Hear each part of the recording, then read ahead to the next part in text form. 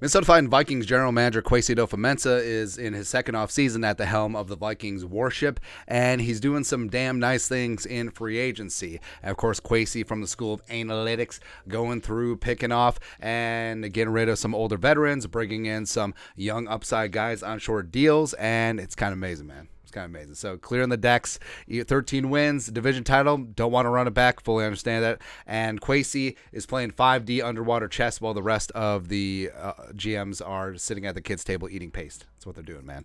And BPA, best player available. That's what the Vikings are setting themselves up for in the 2023 NFL draft. Because if you look at the moves, so left-hand column is needs heading into the offseason, right? So glaring needs, blah, blah, blah. And yes, some of these moves aren't the be-all, end-all for sure, and it certainly shouldn't preclude the Vikings from drafting or prioritizing some of these positions that have been filled, but it's kind of nice. It's kind of nice not going into the draft where you have to fill this need because other teams around you will know that you have to draft this position, and either they could tempt you with lopsided trades, or they could jump ahead of you if they like that player or position group, etc. So it is good. So the Vikings need a cornerback. Yes, Patrick Peterson, you gone. TBD what happens with Duke Shelley. Cameron Tiny Dantzler was put on waivers, claimed by the commies. Signed Byron Murphy Jr. Come on. Linebacker-wise, so Kendrick's gone. So they restructured Jordan Hicks. I get it. I understand it at a lower rate. Hicks can still bring the thunder in terms of being a tackler. Coverage, he's horrible. But as a two-down thumper linebacker, yes. Veteran leadership, yes. Experience with the 3-4, yes. But also off-ball linebacker should be a priority in the draft. And it's a relatively good one for what the Vikings need. Tight end 2, so I had said that tight end 2 was a need, and Josh Oliver certainly hammers that need home. And also it's a clear sign that Kevin O'Connell wants to play some bully ball, a lot heavier packages. That's what she said in 2023. Interior offensive line, love him or hate him. Garrett Bradbury is back on a very reasonable deal. Edge rusher, so things are up in the air with Za'Darius, and to a degree, Daniil.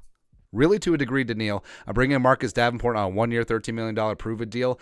If he can stay healthy, knocking on all the wood, he can be a premier pass rusher. Also, very versatile, as well as very willing and able to stop the run. Also, kicker, brought back Greg Joseph.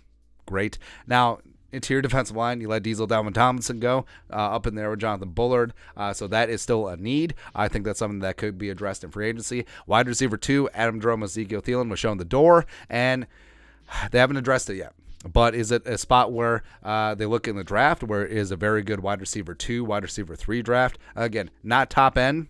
There's not a guy that you're going to say that's a wide receiver 1, but there's a lot of guys that would be nice supplemental pieces as wide receiver 2s, wide receiver 3s. Or does Kwesi believe in KJ Osborne? Does he believe in Jalen Speedy Naylor, last year's 6th-round pick out of Michigan State? Does he believe in Jalen Reagor? I don't know why I giggle. I don't know, man. But, yeah, like I said, Kwesi is setting himself up for BPA, best player available. So you go into a draft not needing to come away with a position, but you can trust your board, the way it's stacked up, and the draft is always weird because there's always surprises, and you don't know who's going to be there. And guess what? Amazing talent may fall into your lap, but if you're so dead set on need, it can make you pass talent. And some historical instances of the Vikings going BPA. 1998, 21st overall, random mouse fell down the draft boards, and the Vikings, I mean, this was before 3 wide was a thing, by the way.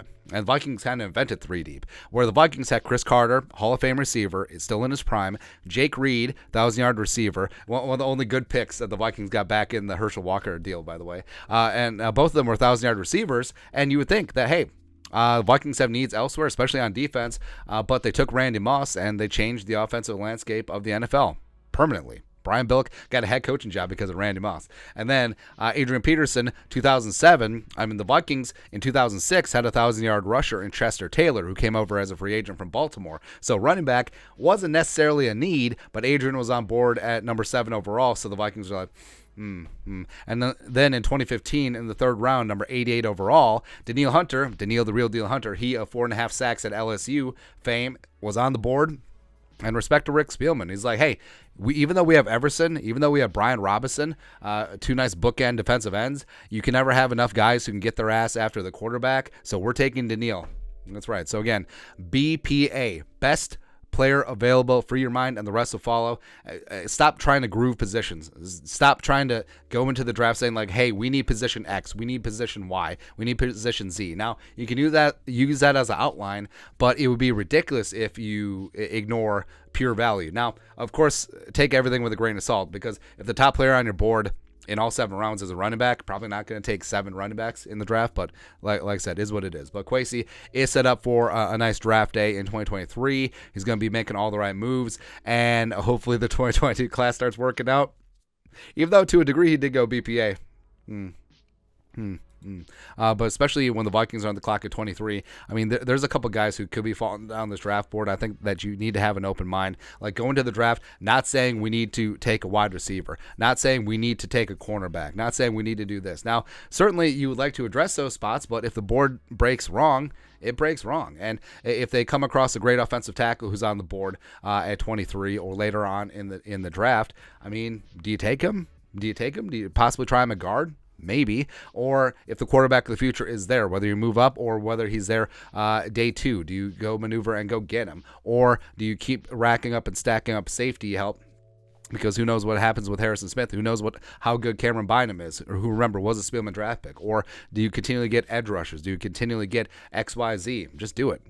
Just do it. Again, BPA, best player available. Just rack up and stack up as much talent as possible, because free agency is what you use for need. Free agency is what you go around, okay, this is the positions that we need. This is what we need to come away with. And guess what? You get to set the market, because if the price isn't there, it's like, we'll pass, or we can find value somewhere else. And that's exactly what Kwesi has done so far in free agency. So respect. I mean, especially if and when the Vikings check out a receiver and some interior defensive line help, maybe some more interior offensive line help, I think they're set up perfectly to just take the best damn player that's on the board whenever they pick in the draft. So I truly salute Kwesi for that, and it's going to be fun, man. It's going to be fun. But your thoughts are thoughts. The Vikings are set up to draft BPA come April. Let us know your thoughts and our thoughts in the comment section below. Subscribe for daily Vikings takes. Want to support the work? Put a little something in the Venmo. But till next time, Skol, production value.